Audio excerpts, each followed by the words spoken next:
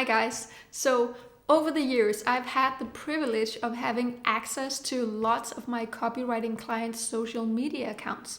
And in them, I've been able to look at and analyze what kinds of posts create really big engagement, but also what kinds of posts that didn't really get much of a response. So today I'll share with you the little tweaks you can make to get your followers to engage with your content. But first, I just want to talk about why it's important to get your followers to engage with your Facebook posts. The thing is, the Facebook algorithm wants to show content to its users that are relevant and interesting to them because that's what keeps the users coming back on the platform, right? So when people engage with your content, they're telling the algorithm that, hey, I like this content enough to spend time and effort liking and commenting on it.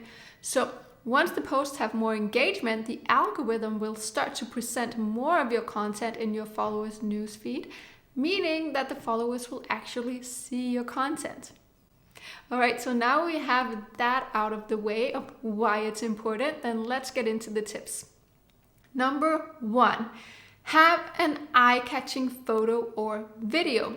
So most people will look at the photo or video of your post before they start to read the copy.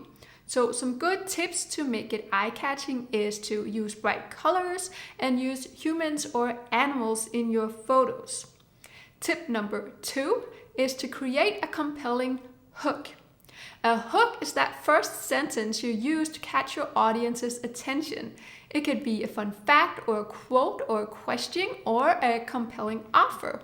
It just has to be interesting enough to have that thumb-stopping effect that makes the viewer think, this is something I have to read.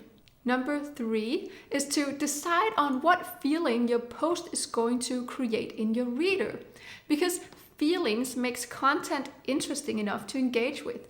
So if it's a video about a dog nursing its puppies and one of them is actually a kitten, I didn't actually make that one up, I saw it in a picture. You make the reader feel all warm and fuzzy. If you are sharing helpful tips in your post, you help the audience feel smarter or better equipped to handle their problem. So whatever it is, just make sure you make them feel something.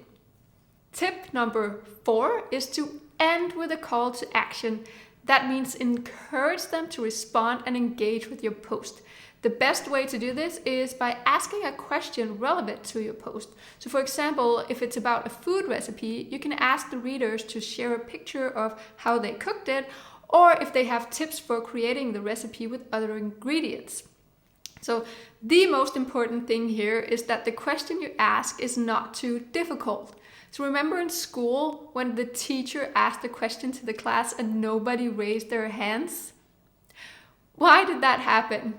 That happened because the question was too hard. So make sure your questions are relatively easy to answer and don't make it too personal. So if you're a psychologist, then most of your audience won't want to share their deep private feelings with the entire internet. So if you ask questions like this, then make sure it's within a closed Facebook group.